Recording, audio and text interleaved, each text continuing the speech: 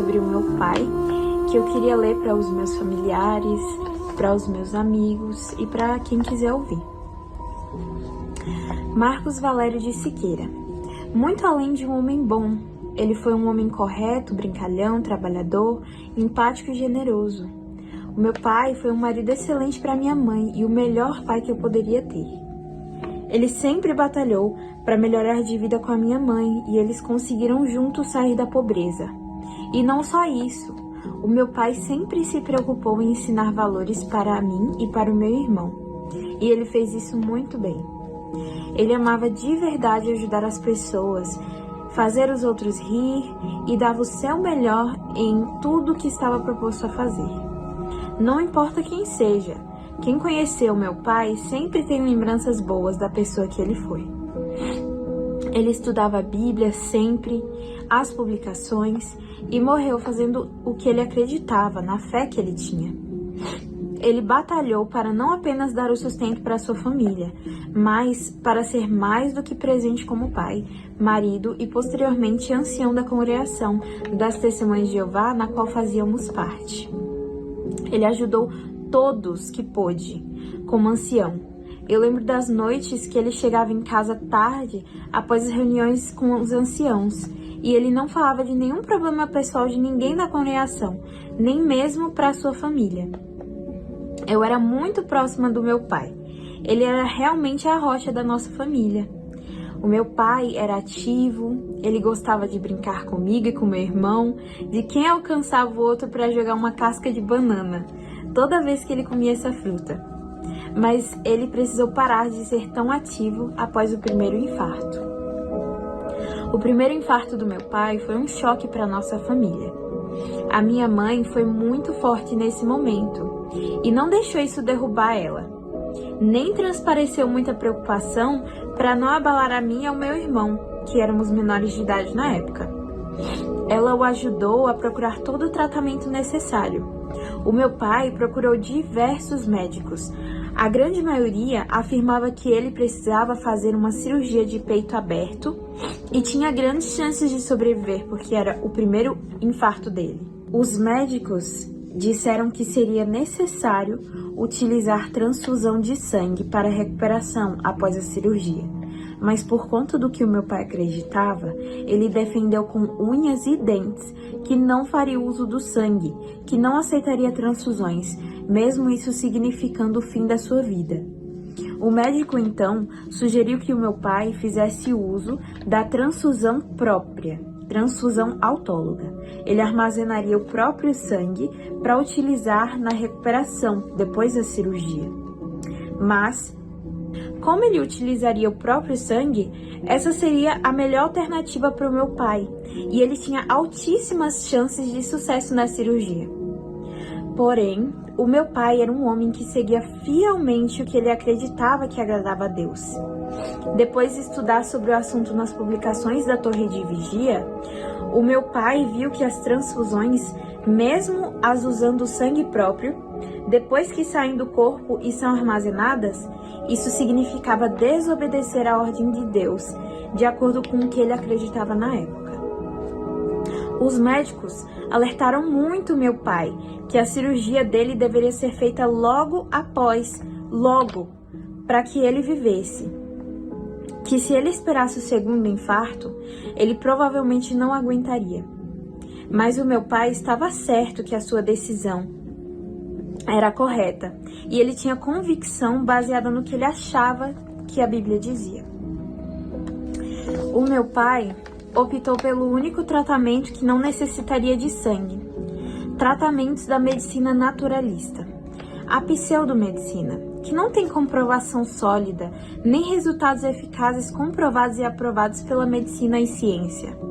O meu pai gastou muito dinheiro nesses tratamentos e nada dava resultado. Os primeiros médicos estavam certos, mas o meu pai não conseguia admitir. Ele se apegou e confiou até o fim no único método de tratamento que condizia com a sua fé.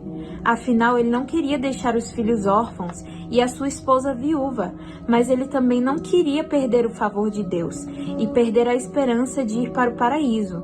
conforme as publicações e discursos diziam.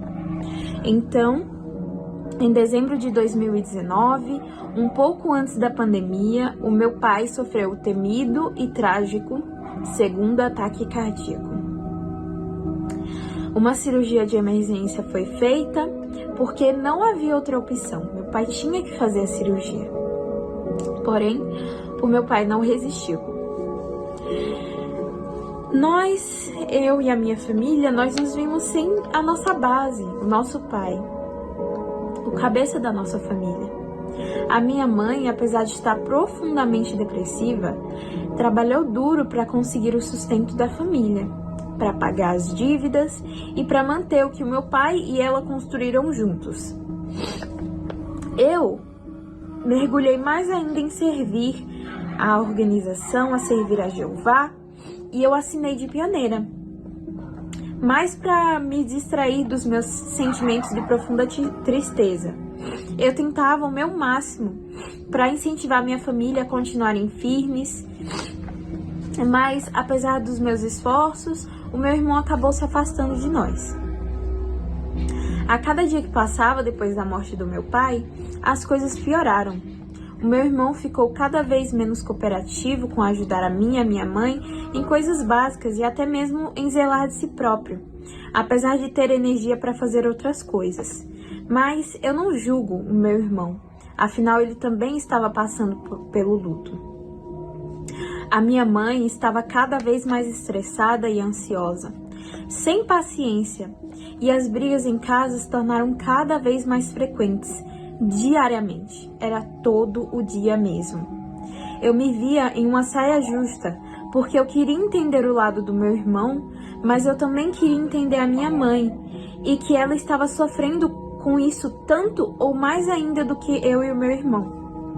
A nossa casa passou de um lar amoroso, descontraído e divertido para um local estranho, cheio de brigas e cheio de sentimentos ruins. E isso não foi à toa, porque nós havíamos perdido uma das pessoas mais importantes para nós. A história é bem pior. O que nós sentimos foi bem pior do que eu posso escrever em qualquer carta, por mais longa que seja.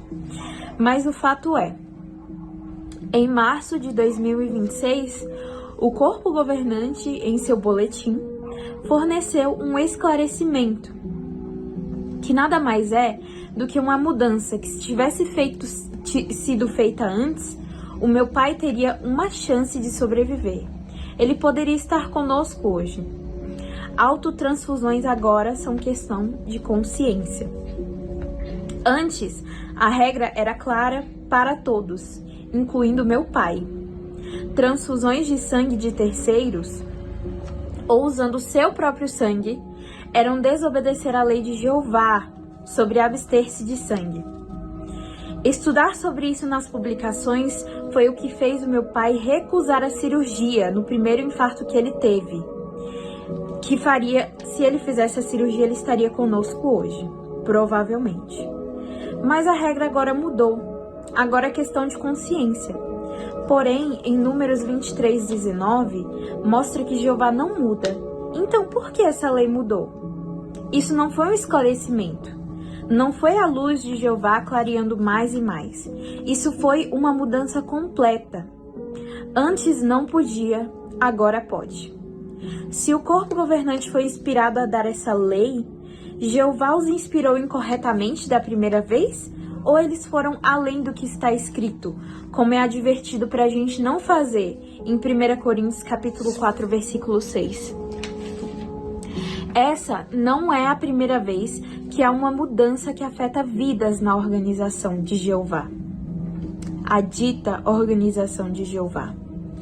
Transfusões de órgãos era considerado canibalismo, de acordo com a associação.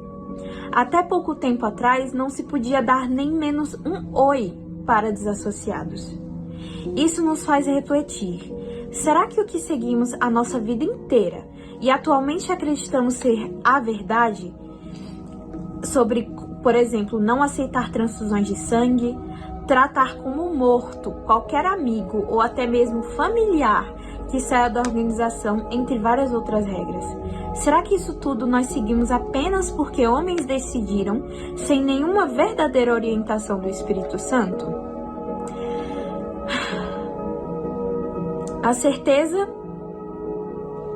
que nós temos é que essas regras que nos são impostas como sendo de Jeová serão mudadas em um piscar de olhos, e nós seguiremos elas sem questionar, mesmo sabendo que não é assim que Deus age. De acordo com a Bíblia, Jeová não age desse modo. Eu convido vocês a ler Efésios 4,14 e Jeremias capítulo 17, versículo 5 e refletir sobre seguir o que homens falam cegamente. Infelizmente, eu tive a resposta dessas questões que eu acabei de fazer tarde demais, quando meu pai já havia falecido. Eu não tenho certeza se o meu pai sobreviveria se ele tivesse feito a cirurgia na primeira vez e recebido as transfusões do próprio sangue.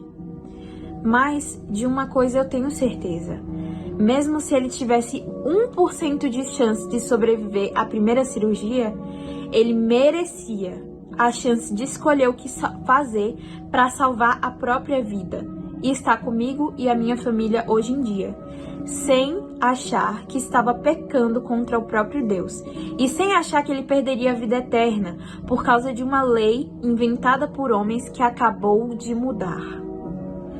Quantas outras vidas foram perdidas por causa disso?